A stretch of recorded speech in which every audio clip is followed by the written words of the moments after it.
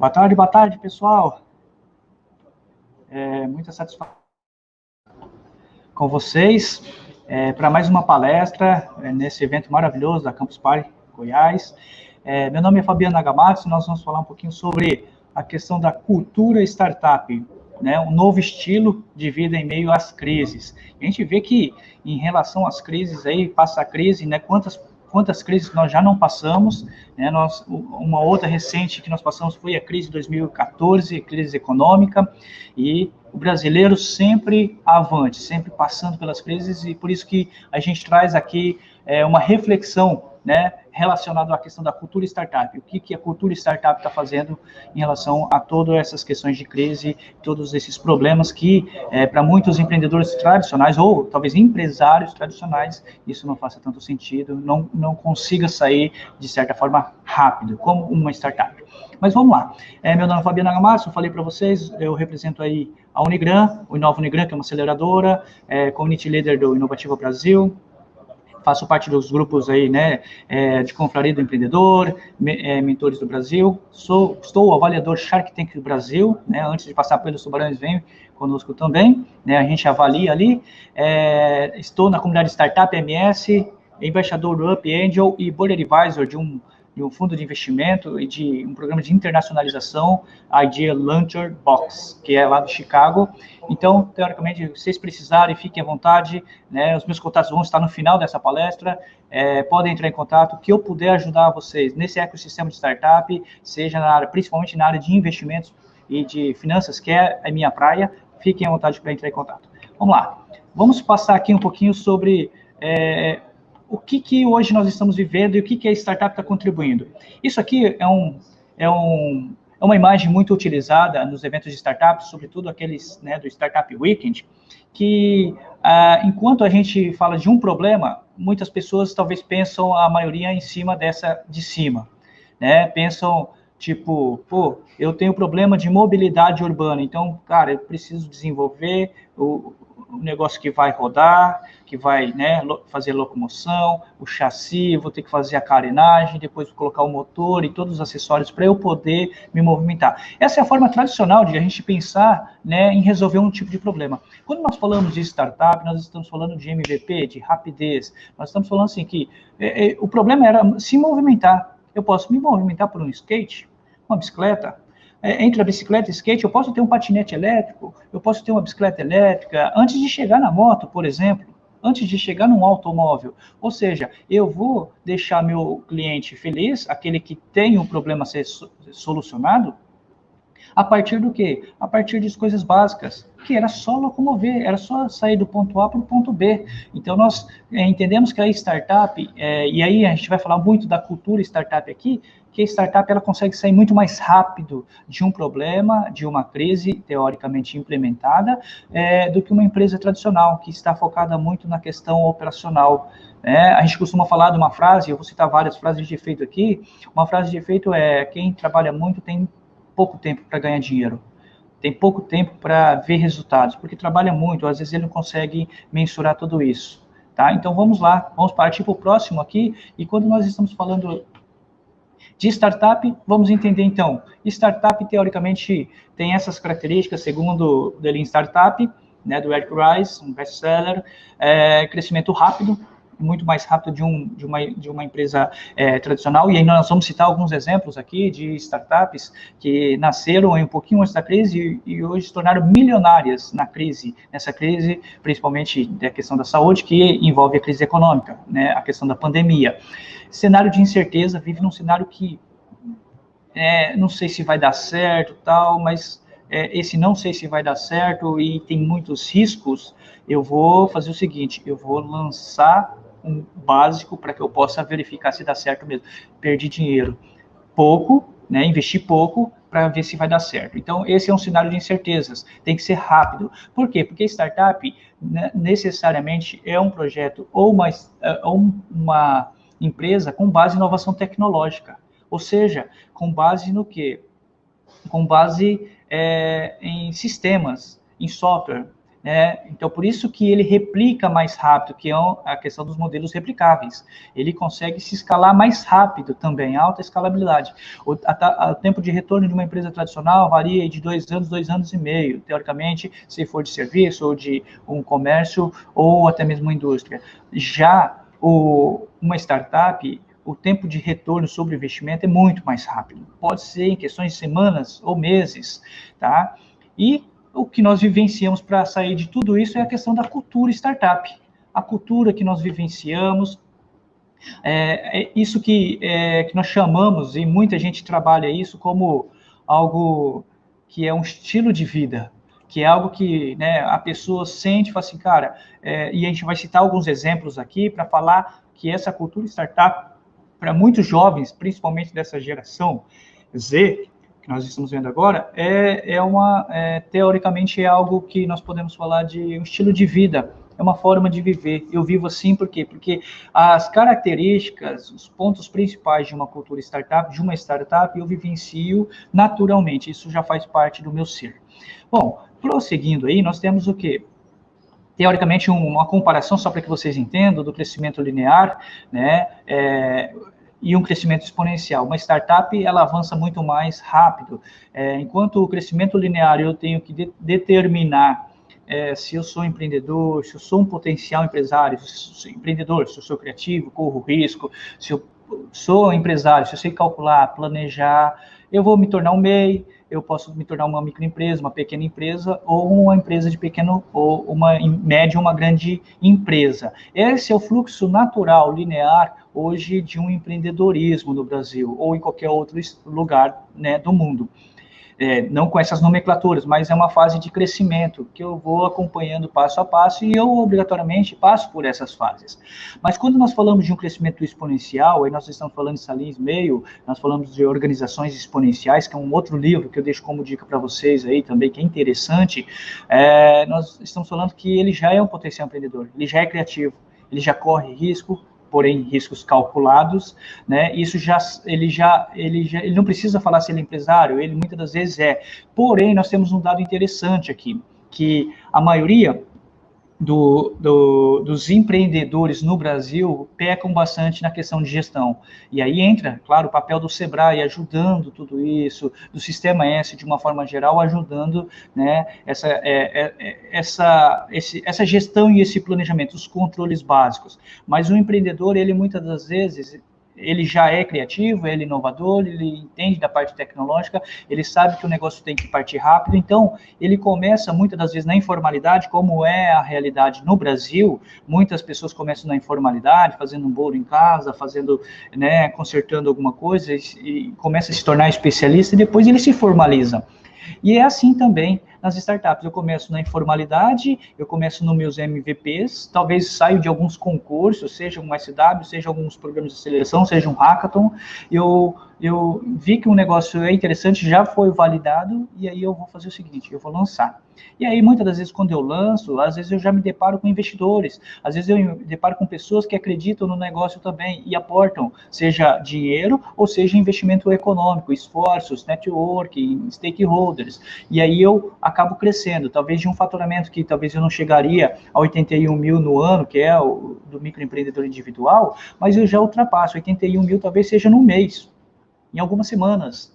Então, o crescimento é rápido. Porém, por conta do risco e incerteza que nós falamos, se a pessoa não calcular muito bem e não estiver antenado no mercado, no segmento que ele está, possivelmente ele também pode falir rápido. Eu já tive a oportunidade de buscar investimentos e acompanhei startups, mais de 1.000 startups hoje já orientadas, em 9 anos que eu estou dentro desse ecossistema, saí do mercado tradicional, mercado de planejamento, eu fazia valuation, trabalhava questões mais tradicionais, planejamento estratégico dentro da empresa, não que eu não trabalho hoje, mas aí quando eu comecei, eu já passei por startups que, por exemplo, receberam 500 mil e em uma semana ele perdeu isso.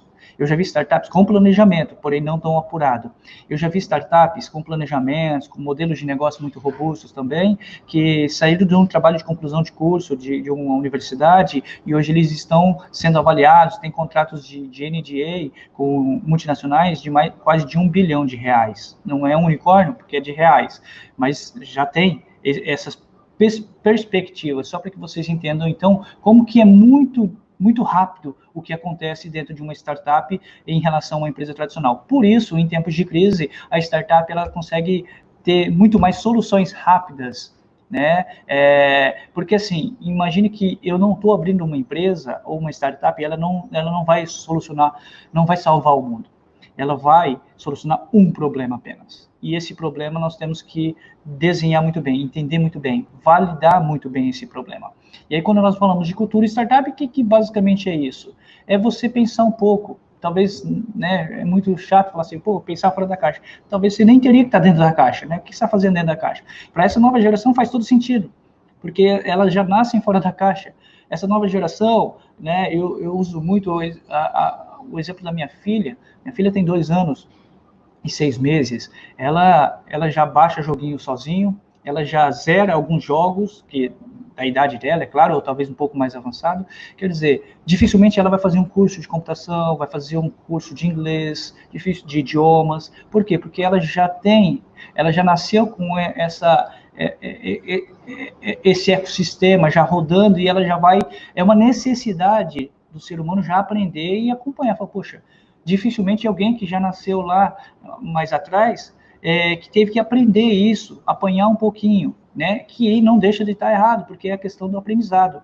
A curva do aprendizado talvez é um pouco maior do que a curva do aprendizado dessas pessoas, dessas crianças, desses jovens que nasceram de 2000 para cá, né? Que já têm um pensamento muito mais diferente, já pensa mais do que nós vamos falar aqui, de compartilhamento, já pensa mais em relação à questão de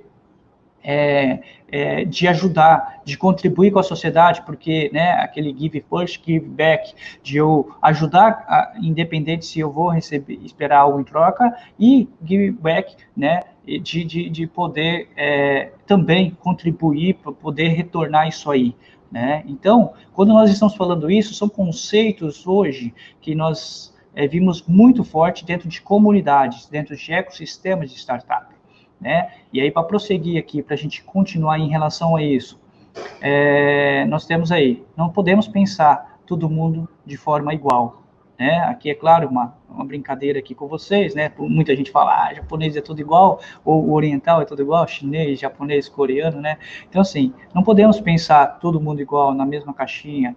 Você tem que ser diferente, né? Você tem que se destacar. O que você faz de diferente em relação aos outros, seus colegas, seus amigos, que são, teoricamente, seus concorrentes no mercado?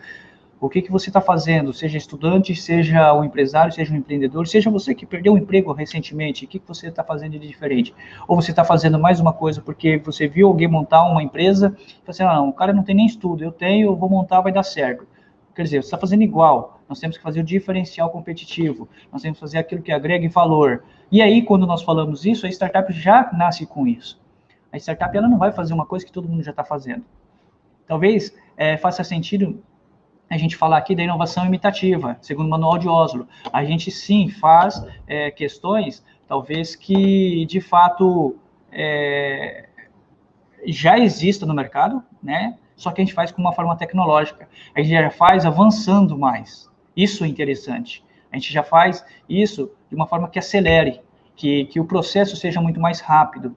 Como, por exemplo, a gente vai citar questões aí de empresas que cresceram, startups que cresceram na pandemia, de entrega, por exemplo. Muitos restaurantes preferiram fechar suas portas, mas alguns que pensaram um pouquinho em inovação e falaram assim, poxa, tem muita startup que pode me ajudar, porque, né, hoje eu estava pegando uma refeição e a pessoa falou, é mais um mês aqui para depois eu fechar, porque eu já estou virando no vermelho, já 2 meses. Quer dizer, mas você entrega, você tem alguma coisa, tem algum aplicativo, tem alguma coisa que diferencie do concorrente, que já está fazendo, que você possa, não nem diferenciar do concorrente, mas para você sair dessa, você pensou em alguma coisa? Não. Então, notem que a gente vive muito na questão do comodismo, e isso é inerente muito às questões das empresas tradicionais. E aí nós temos que entender um pouquinho da geração. Quando nós falamos de entender a geração, aí eu tenho a geração Baby Boomers, que nasceu lá próximo à Segunda Grande Guerra Mundial, a geração X, que tem aí a geração até 1980, né, de 1960 a 80, mais ou menos, geração Y, que é a geração milênio, chamada milênio, e geração Z, que é de 2000 para cá. A geração Baby Boomers, geração totalmente tradicional, né, que preza muito pela questão da segurança, preza muito pela questão, né, de não correr risco. Se tiver que correr risco, não há investimento, não há, né, esforços para isso. Geração X já pensa um pouquinho de correr risco, mas ainda a estabilidade é a melhor coisa. Por exemplo, se eu comecei como um estagiário numa empresa, eu tenho que terminar lá como executivo daquela empresa. Esse é o pensamento de uma geração X. Já a geração milênio, de 81 para cá, né, é uma geração que, de certa forma, é um pouco mais flexível, já pensa mais, nasceu junto com a gestão do serviço, né? Então, ela já pensa muito mais em agregar valor ao produto ou ao próprio serviço. Essa geração é uma geração mais disruptiva, um pouquinho mais disruptiva, já nasce com a era da informática, da internet, né? Na verdade, da internet. Então, é uma geração que, de fato, consegue aí, né, está mais conectada à questão de tecnologia. E a geração Z não precisa nem falar, é a geração nativa digital que nós falamos. Nasce com um chip na cabeça, com um computadorzinho, que nunca vai precisar de entender por que eu uso um tablet, o que eu faço, não vai aprender, talvez, no ensino médio, né, em algumas séries, não vai aprender inglês mais, porque isso já é básico, já vai aprender o quê? Possivelmente robótica, né, questões makers, né, montagem e tudo mais, programação talvez. Então é isso, nós temos que entender essa geração, nós temos que entender, esse é o nosso público. Mas uma coisa importante aqui para vocês que estão ouvindo também, pessoal, às vezes a geração é Y, por exemplo, como, vou pegar minha esposa, só que ela pensa como X, ela pensa numa estabilidade, ela não pensa nessa lei da terceirização, da flexibilização, né, dos direitos do trabalhador frente às empresas. Ela não pensa, talvez, como uma empresa, uma proprietária, né, uma dona, dona do próprio negócio. Ela pensa como uma funcionária. Então, tem gente que talvez é da geração mais passada, como Baby Boomers, ou geração X, que pensa como uma geração Z, já muito lá na frente também. Então, depende muito. Uma coisa é a idade, tá? No momento que nasceu e tudo mais, o período, o momento, e a outra coisa é comportamento, e é o que eu quero falar para vocês hoje, tá? Nós chegamos a orientar já startups, eu cheguei a mentorar, né, pelos programas do governo e tudo mais, de mentoria, startups de senhores de quase 80 anos. Mas, pô, aposentado, poderia estar de boa ali, tranquilo, recebendo a sua aposentadoria, não tendo esforço, mas ele está pensando no quê? Em mudar o mundo a partir da startup dele, que é social. Olha que interessante, né? Ele tem essa vivência de startup, ele já pensa talvez como uma geração Y, ou Z, que seja. Então, é interessante que a gente entenda não o momento que a pessoa nasceu, mas o momento que não o momento que ela nasceu, mas o comportamento dessa pessoa. E quando nós falamos do comportamento, a cultura startup trabalha isso aqui. Defender ou atacar? Qual? Nenhuma das duas. Não é desse jeito que nós atuamos. É de uma forma colaborativa. Então, todas as startups já nascem com isso. Sem mimimi, tá? Não, sem choro. Cara, tem problema? Beleza. Tem solução. Aqui na aceleradora, por exemplo, nós temos um espaço grande aqui, são mais 16 programadores e tudo mais, e pessoas de produto. Só para que vocês tenham uma ideia, toda vez que eles trazem problemas para a gente aqui, para discutir aqui na sala de reunião, a gente fala o seguinte: traga o problema, mas traga a solução. Possíveis soluções. Talvez não sejam selecionadas, mas traga soluções, porque isso estimula a criatividade. A Coreia do Sul cresceu desse jeito. Por quê? Porque eles começavam a começar tirando a zona todo mundo da produção da zona de conforto para que eles pudessem pensar em ideias criativas. Pô, mas não seria bonitinho se a gente tivesse redondinha, tal, sem falha? Sim, mas eles bagunçavam mesmo assim para que as pessoas pudessem criar mais coisas novas, tecnologias alternativas para que aquele processo fosse mais acelerado, inclusive. Então, foi assim que o Japão reconstruiu, né, depois da Segunda Grande Guerra Mundial, em 1945, 46 em diante, com o Taishin Ohno, a Toyota, sistema de produção. Eles preferiram trabalhar a questão de qualidade e, sobretudo, eles usaram muito a questão de tecnologia, de produção. Para quê? Para que eles pudessem escalar. Não vão ficar correndo atrás, tipo, puxa, estou desempregado, estou desempregada, e agora? Eu não tenho condições disso. Cara, pessoal, gente, eu vi muitas startups surgirem sem dinheiro, e escalarem um pouco até chegarem perto do seed sem dinheiro. Não é porque a pessoa é especial ou porque a pessoa tem um network. E outra, se ele tem um network, é um diferencial. Você tem um network, você tem uma rede de contatos, stakeholders, você que participa de vários eventos aí, eu acho que isso é interessante. Ontem mesmo eu tive a oportunidade de conversar com uma amiga que eu conheci na década de 90, lá em Portugal, porque nós estamos internacionalizando duas empresas aqui, duas startups. E olha aqui, eu lembrei dela, falei, pô, a gente já conversou o ano passado, ano retrasado, eu lembrei, chamei ela no WhatsApp, prontamente me atendeu. Olha aí, então, não tem choro, não tem mimimi, o negócio é fazer. Só que esqueça de querer ser perfeccionista. Perfeccionista e excesso de criatividade não tem espaço para quem quer atuar com a cultura startup. Tá? Uma dica, leiam esse livro que eu falei para vocês, só digitar no Google aí, dá uma googada aí, The Lean Startup, ou Startup Enxuta, que vocês já têm aí, que vocês conseguem baixar tranquilamente. Faça uma boa leitura disso para você entender como que é essa cultura. Bom, crescimento, nós já falamos lá atrás, é um crescimento exponencial, e a diferença do crescimento exponencial para o crescimento linear, que é focado mais em produto, algo tangível, tá? É a disrupção. É você falar assim que eu consigo escalar muito. Olha aqui a curva, a barriguinha que ele faz para baixo. Por quê? Porque muitas startups começam sempre no negativo. Tirando o dinheiro do bolso, porque assim, o seu tempo é dinheiro, né? O que você tem hoje é dinheiro, o que você está investindo, seja economicamente, é dinheiro, né? É investimento. Então você precisa de quantificar isso. E muitas vezes todo mundo começa no negativo e depois escala. A não ser que você já comece com um padrinho bom de uma grande corporação, uma grande empresa que já esteja te acelerando. Mas do contrário é isso. Então, o crescimento exponencial é uma coisa disruptiva, é algo que vai fazer crescer. Então, assim, pensa de março que começou a crise para cá, quanto não cresceu, né? E aí, crescimentos na crise, só para que vocês possam entender rapidamente aqui. Olha aí, o Google, ele fez, né, ele listou as startups brasileiras mais procuradas durante a pandemia, de março para cá, tá? Então, saiu em junho essa pesquisa, né, que é, na época, negócios, e olha lá que interessante. Saiu no outro jornal ali, que já colocaram lá, o Zé Delivery. Olha lá, o Zé Delivery, né? Serviço de delivery de bebidas, no Distrito Federal, ele cresceu 1000%. 1000% onde? Na crise. Olha que interessante, pessoal. Então, já pensou se eu falasse, pô, eu distribuo bebida, cara, ninguém vem comprar mais porque agora tem isolamento social, tá? Ficaria no mimimi. Não, vai lá, vamos fazer o negócio acontecer. O Zé Delivery é uma startup, né? Até então, antes de ler essa matéria, eu fui pesquisar bastante sobre ela, muita gente fala que era pouco conhecido. Poucas pessoas conheciam, né, poucas pessoas acompanhavam ou entendiam, né, tinha pouca visibilidade do Zé Delivery. Olha aí, estão pensando aí já em escalar em outros estados já também. E aí nós temos outra startup aqui, que é a Agenda Edu, que passou também até pelos programas aí do governo, Inovativa.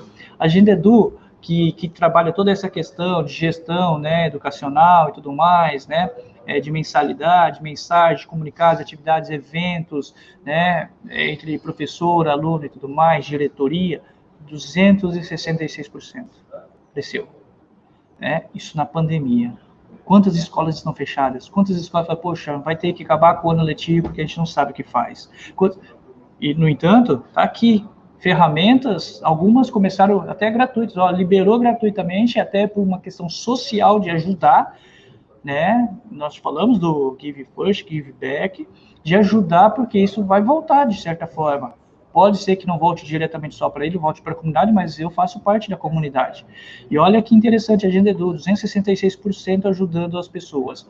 Aí, outra reportagem aqui que eu peguei, o PicPay, isso aí não precisa nem falar, né? 555% cresceu, 6 vezes mais abertura de contas durante a pandemia. Muita gente já conhecia o PicPay, mas talvez não estava tão escalável quanto está agora na pandemia. Quantas lives vocês assistiram de cantores, né, de jogadores de futebol, de palestras e tudo mais, que estava lá do lado ali, ó, QR Code aqui do PicPay, faça uma doação. Quantas empresas não se cadastraram ali, né, para receber as doações por meio dessa fintech? Olha que interessante. Outro exemplo, então, de startup crescendo na pandemia. Outra startup interessante que a gente tem aqui é a questão do List, né? Olha aí como eles cresceram, né? Também uma conhecida lá do Sul, né? E nesse crescimento que eles, né, tiveram aí, 94%, né? É uma startup curitibana. Ela criou um shopping virtual para os comerciantes, pequenos comerciantes. Talvez aqueles que dos grandes marketplaces, eles, né? Pessoal, é muito difícil entrar, talvez nesses grandes. Esse aqui foi atender o pequeno empresário, pequeno comerciante. E tá lá, tá ganhando muito, tá crescendo muito, ó, 94% de crescimento. Então notem, pessoal, que quando nós estamos falando de startup, nós estamos falando de solucionar um problema. Não podemos ficar ali agarrado no problema, nós temos que pensar, temos foco básico no problema e o maior foco mais é na solução. É no desenvolvimento de uma solução que possa acarretar benefícios e que a gente venha solucionar esse problema. Então, quando nós estamos falando de startup, é muito prático. Notem, não sei quantos de vocês aí, se vocês quiserem interagir, quantos de vocês participaram já de um programa de hackathon, um programa de Startup Week, um programa de aceleração, onde você tinha um curto espaço de tempo, dentro de uma aceleradora, talvez, você tem no máximo em 3 meses para você acelerar o seu projeto, porque se passar disso, já se tornou obsoleto. Né, um programa de Startup Week, de um final de semana, um hackathon também, 2, 3 dias, para que você possa desenvolver e validar isso aí, a sua solução.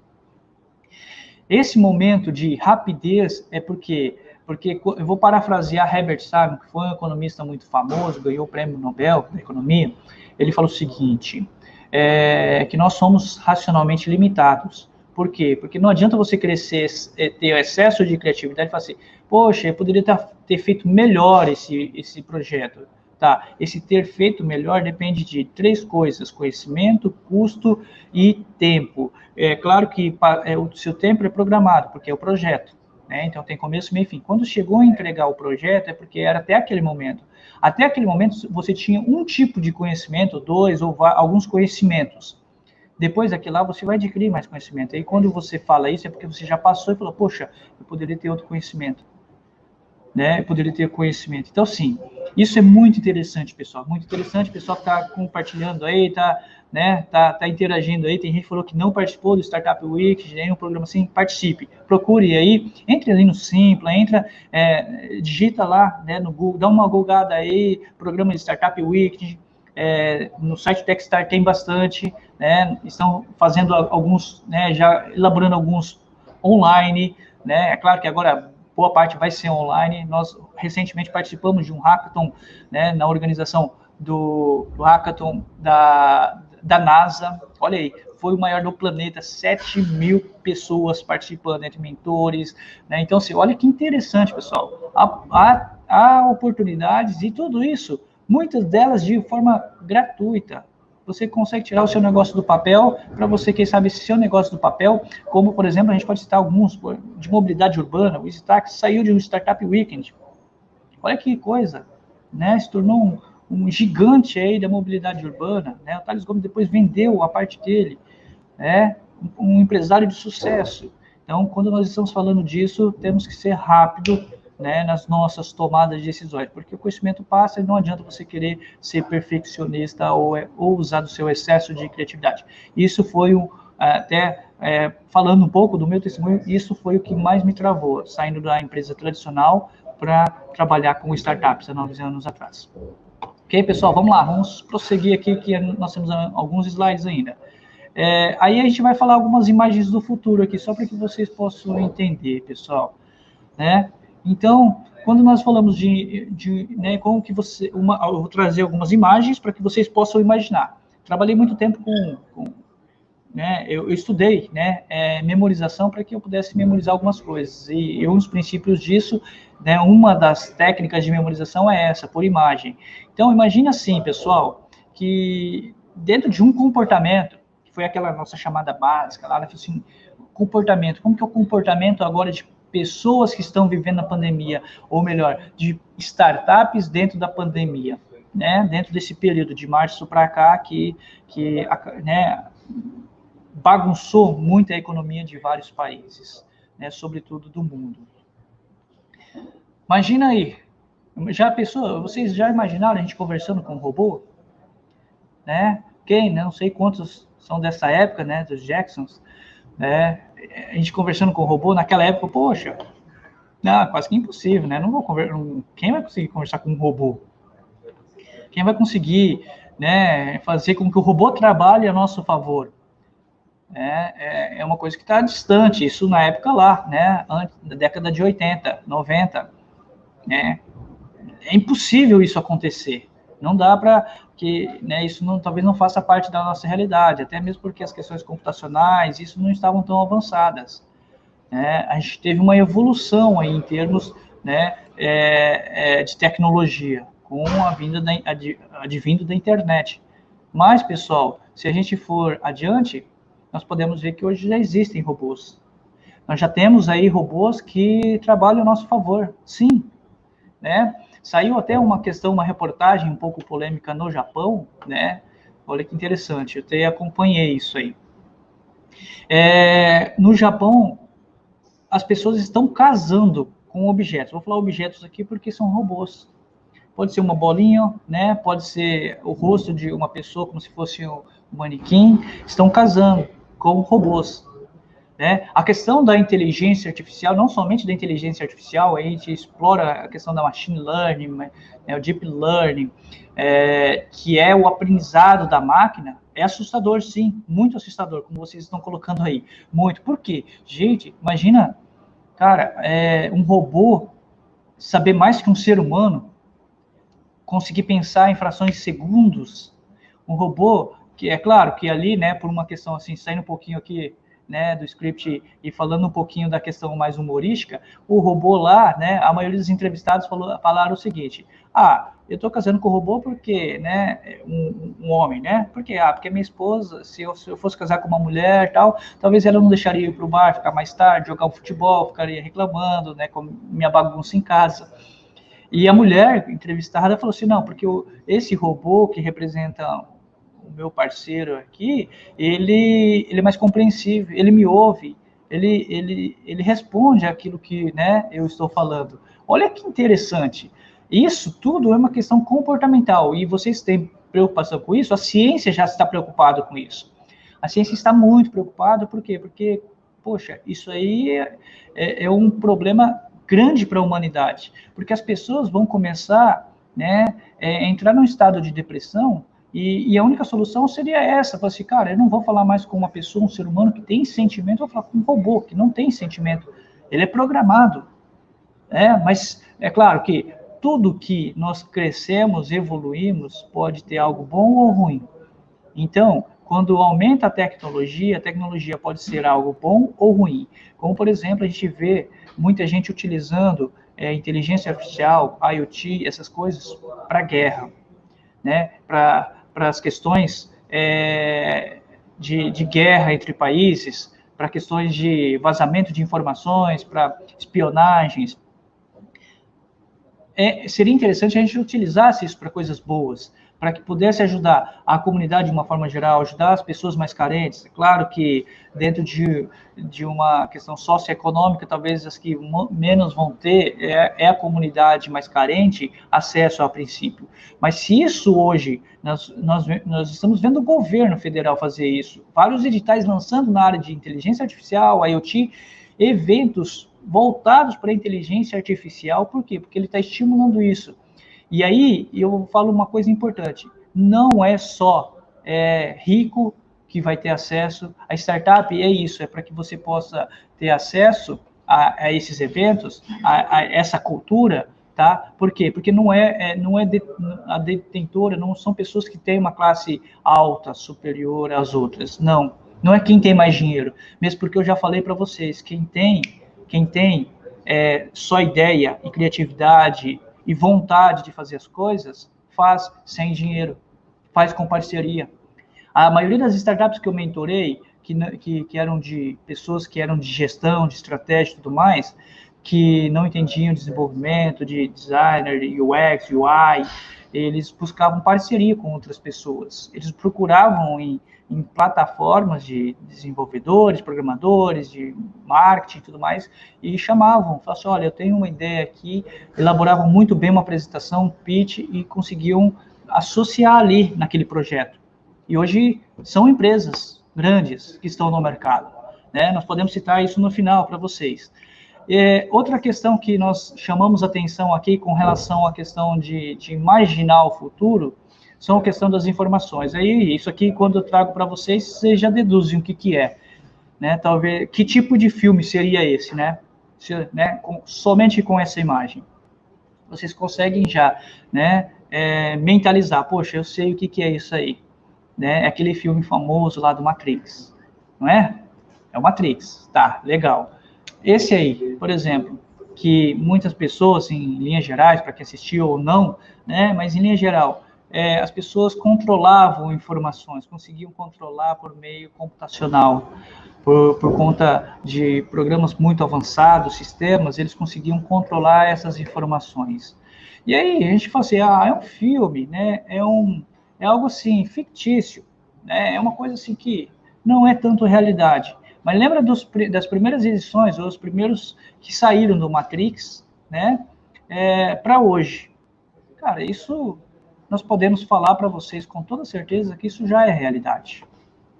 Alguém citou aí, né, no bate-papo, a questão do Watson, né, da inteligência artificial, na verdade, citou a questão Então, entendam, pessoal, olha que interessante, a inteligência artificial do Watson, vamos pegar sobretudo, que uns pioneiros aí pela IBM, olha que interessante.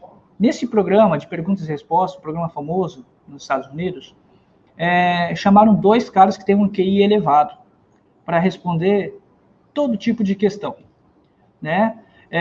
E o Watson, uma vez programado ali, o robô, né, com a sua inteligência artificial, e agora também fala-se muito da questão da inteligência cognitiva, que muita gente, é uma polêmica isso, né, mas que se aproxima muito do ser humano, né, do agir do ser humano, mas enfim, esse robô, o Watson, representado ali, né, ali por aquela bolinha ali no meio, ele respondeu mais questões do que os 2 caras que têm um QI mais elevado, né? Então são inteligentes pra chuchu, e em frações de segundos.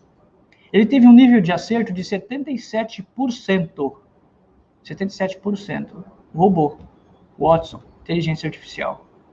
Olha que coisa, gente. Olha onde nós estamos chegando. Aí, eu também sou programador, pessoal.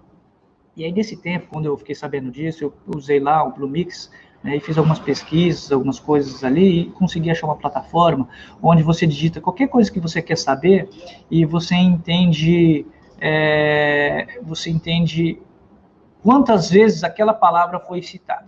Na época eu digitei, né, a palavra de um político, uma política, né, da política e tudo mais, e pasme, eu achei que era só no Brasil que ele era falado bem ou mal, mas ele era falado no mundo inteiro. Isso lá bem atrás, nos anos, né, 2015, mais ou menos. Falado no mundo inteiro isso aí. Uma plataforma que usava essa conectividade de tudo, conseguia buscar justamente, né, o Black Mirror. Imagina, gente, você consegue conectar isso em frações de segundos e trazer uma resposta, talvez não plausível. Eu assisti outra apresentação que foi aqui no Brasil, onde o Watson respondia e talvez a gente ficava meio assim, será? Tal. Eu falei assim, olha, não estamos satisfeitos. Ele buscava rapidamente, de novo, outra resposta e ele montava, ela, né, ou ele, montava essa resposta e trazia novamente. Será que assim fica mais fácil de você entender? Olha que interessante, o nível de acerto de um robô. Claro, da mesma forma que a gente fala, pode ser usado para o bem ou para o mal. É claro que torcemos aí para que seja sempre usado para o bem, para que a humanidade, para que a gente possa avançar em termos, né, em termos de de comunidade, em termos de ajudar as pessoas, de fazer com que a economia, né, ela possa crescer e seja igualitária, que todo, né, que muitas pessoas saiam da miséria. Então, quando nós falamos de tecnologia, cultura, nós estamos pensando nisso. As pessoas, essas que já estão engajadas com startup, elas sempre pensam isso. Talvez faça muito sentido isso. Pode contar comigo, porque estou à disposição. Ah, mas, pô, quanto que é? Eu orientei uma startup, eu sempre falo isso, de fazer um valuation na época, gastei umas 2, 3 horas. E não cobrei. Eles ficaram pasmos, falaram assim, poxa, mas eu acabei de sair no escritório que eles iam cobrar mais de 30 mil reais. Olha que interessante. Mas eu falei assim, eu sei que eu estou ajudando vocês e amanhã vocês vão ajudar outras startups, outros empreendedores. Isso vai reverter para a gente, para a comunidade, para a sociedade, para a minha família, com certeza, porque nós fazemos parte disso. Né? Então, é isso, pessoal, que nós temos que analisar em questões de informações, hoje nós temos rápido. Hoje, você busca muita coisa. Eu sei que quantos estudantes, eu talvez não fiz muito isso, né? Na minha época, né, por causa do acesso à internet, mas muitos estudantes hoje querem buscar alguma coisa, será que o professor está falando certo ou não? Será que o palestrante, o que ele está falando aí é certo ou não? Será que ele, né, vamos pesquisar, bater um Google aqui, busca lá e vê, e tem a prova social. Então, quando nós estamos falando de informação rápida, vocês têm muitas informações. É claro que, infelizmente, nós temos muitas fake news, né? Muitas pessoas que fazem isso até mesmo para poder desviar a atenção, muitas das vezes, ou para prejudicar, de fato, alguma coisa, uma empresa. Né? Então, quando nós estamos falando disso, né, saibam trabalhar a informação. Já passamos da era, tipo, quem tem informação sai na frente. Não, todo mundo tem informação agora. Agora, quem tem informação qualificada e sabe trabalhar essa informação, vai sair muito na frente. Tá? Essa é a realidade hoje. E aí nós temos outro, né, com relação ao empreendedor. Aí eu trouxe aqui, que virou um livro depois, era um filme, né, John Verdon, que é Eu Sei o que Você Está Pensando. Imagina, eu chegar para vocês agora, por telepatia, não estou vendo vocês, mas vejo a imagem de vocês, assim, eu sei o que vocês estão pensando. Eu sei que você está pensando bem ou mal, que você não está nem talvez está de corpo presente na frente de uma máquina, mas não está assistindo, né? Talvez está divagando outras coisas, está pensando na sua startup. Então, quando nós falamos disso, nós estamos falando que as pessoas é um filme. Poxa, mas como que você sabe? Ninguém consegue imaginar o pensamento. A gente consegue ter essa questão? A ciência está preocupada com isso. Hoje, eu peguei até essa reportagem de uma organização internacional, né, científica, uma comunidade científica, que eles estão muito preocupados com isso, com que o ser humano ele está cada vez mais querendo entender o próprio ser humano, talvez se fosse só entender para que a gente pudesse entender as patologias, doenças, né, as doenças crônicas e tudo mais, beleza, mas não, a gente quer entender para a gente ultrapassar as questões do sentimento, do comportamento.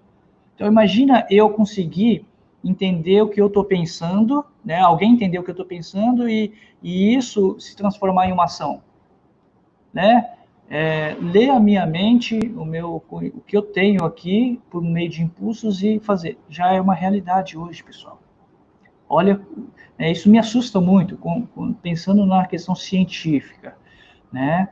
Mas isso é uma realidade hoje. Como que o que a gente fez lá no passado, antes nos anos 2000, começo da clonagem, a ovelha Dolly e tal, a gente está fazendo isso já, né, com testes e tudo mais em laboratórios, pesquisa para seres humanos.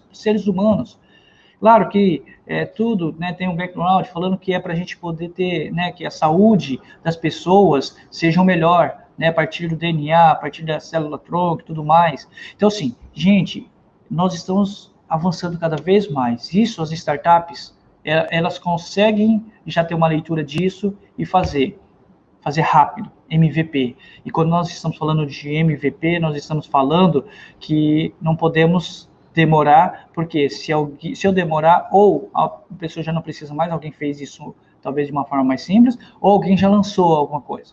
Tá? Se fosse pensar, mas eu não consigo lançar nada mais de mobilidade porque o Uber lançou. Nós temos uma startup que está lançando algo aqui colaborativo de entregas, né? Que é a mesma sistemática do Uber. Olha que interessante. A gente viu o Zé Delivery aí, quanto que ele cresceu, né?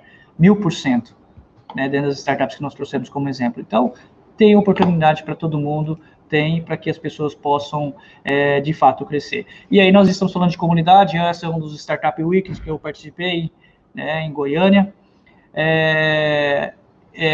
A comunidade é essa. Qual que é o comportamento da comunidade, trazendo comportamento, empreendedor, trazendo as questões de futurismo que nós acabamos de falar, é isso. A comunidade ajuda. Essa é a realidade da comunidade startup, é de ajudar, é de promover, de fazer com que, tipo, pô, eu fiquei ali, investi 2, 3 dias de eventos, no final de semana meu, para ajudar outras pessoas que não estão ali só para adquirir conhecimento, né? Porque vão além do conhecimento. O conhecimento é eu ficar lá assistindo uma aula. Não, agora eu vou fazer na prática, eu vou ter habilidades, vou ter atitudes também, que é o mais importante hoje das competências no mercado de trabalho, né? Para o negócio, para uma economia é isso, atitude, né? As competências de atitude e de habilidades. E aí, o que eles fazem lá? Muitas startups dessa aí, tem startups que estão no mercado já, que viraram empresas. Olha que legal. Então, essa prática é muito importante, é o espírito hoje, quando nós falamos de espírito empreendedor, nós falamos, esse é o espírito, é a cultura de startup, cultura startup que contribui com as pessoas, que faz com que as pessoas podem aí, de fato, beneficiar outras, porque se beneficia a comunidade, vem a comunidade local, meu bairro, tudo está beneficiando a gente, minha cidade.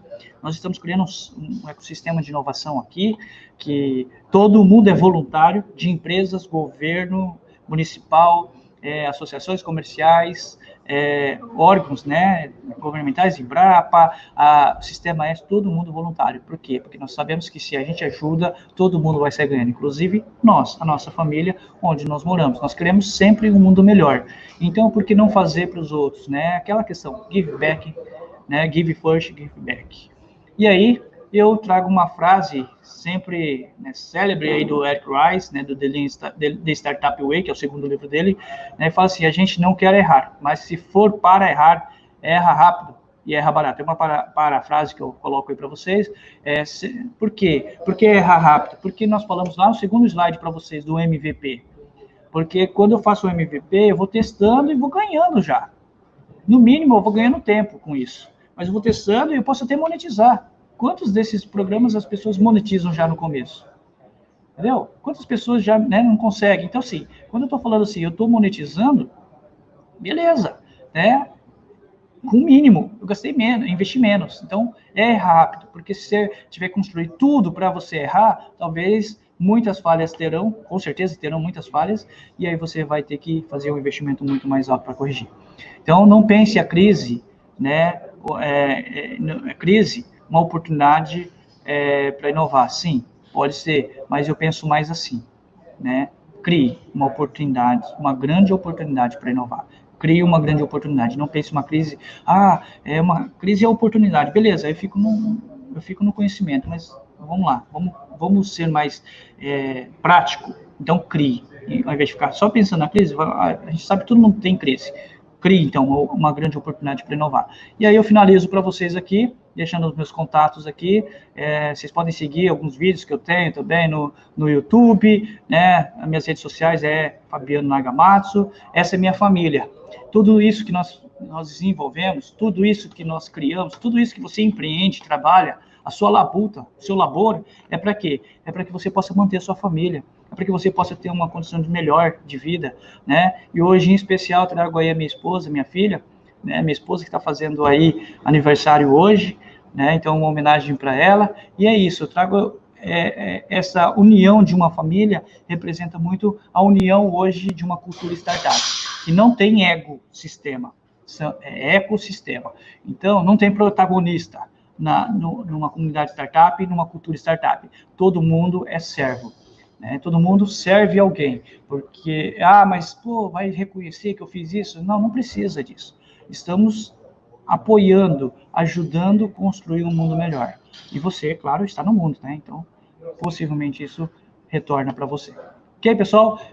Muito obrigado aí por quem acompanhou aí, quem assistiu, quem, né, colocou aí. Se vocês tiverem algumas questões, fiquem à vontade, podem colocar. Estou à disposição aí para vocês nesses últimos momentos finais aqui da nossa palestra. Foi um prazer conhecer vocês. Serei mais grato se vocês me seguirem nas redes sociais para que a gente possa manter contato, para que a gente possa, quem sabe aí, né, eu tenho histórias de empresas, de startups que eu criei, inclusive, pessoal, juntamente com empreendedores que participavam de palestras, fundos de investimento que eu estou ajudando a criar de palestras que eu fiz, por exemplo, em Goiânia, né? Então, fiquem à vontade para entrar em contato comigo, seguir aí, eu tenho alguns vídeos explicativos né, sobre startup e tudo mais, lá no YouTube também, estou à disposição para vocês.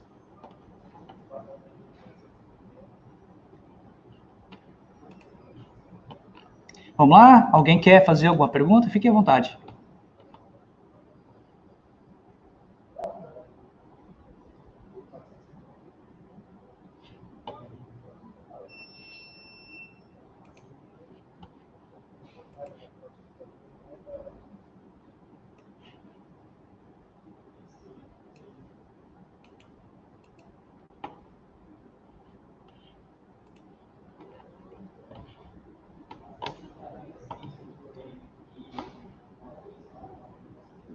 Vamos lá? A Maria Oliveira, né? Ela falou assim: você acha possível um dia programarem robôs com sentimentos? Olha, vou ser bem sincero, eu acho que não, tá? Com certeza eles tentam se aproximar, a gente falou da inteligência cognitiva, né? Mas mesmo assim, o ser humano é algo que difícil de se estudar. A gente sabe que é complexo, então e muda rápido também, né? Por diversos fatores. O comportamento ele envolve momento, situação, local, né? Relacionamento, então é difícil. O robô ele sempre vai ser programado. Beleza, Maria? Mais alguma? Felipe, vamos lá, Felipe Moura. Esses dias eu vi um programa que criava rostos de pessoas que nunca existiram, né? É muito real, né? Realmente, é uma inteligência hoje, né, de reconhecimento facial, trabalha também com inteligência, que eles criam, né, rostos de pessoas que, né, não existem, até mesmo porque hoje a gente vê que tudo que nós postamos, tudo isso já é mapeado já pelas grandes empresas, né?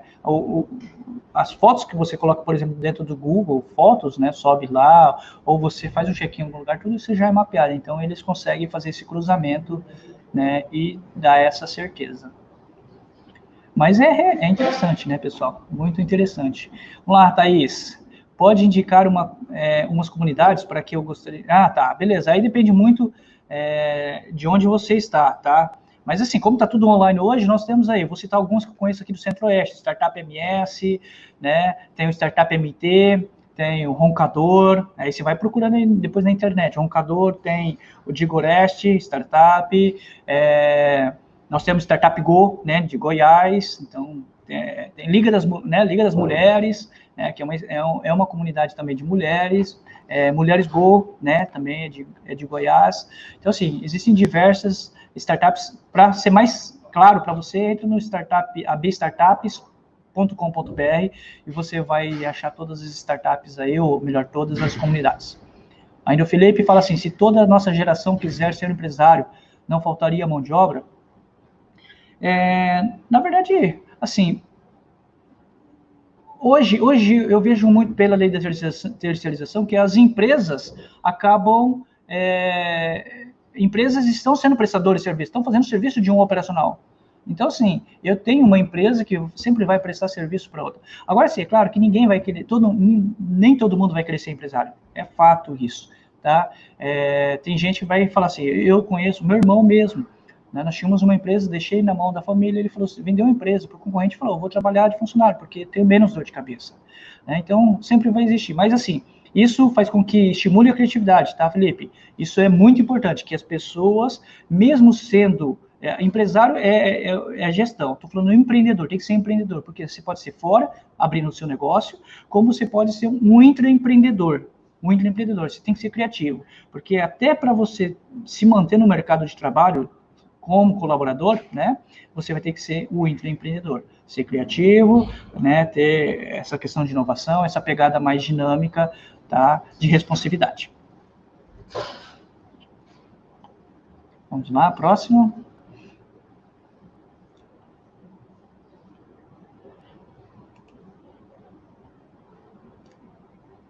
Tá, beleza. Essa foi a última, então vamos encerrar aqui. Eu quero agradecer então a todos, pessoal, que acompanharam a gente aí. Faça um bom proveito do evento, fiquem à vontade. Um abraço, pessoal. Tudo de bom para todos. E sempre que precisar, estamos à disposição aí, contem conosco.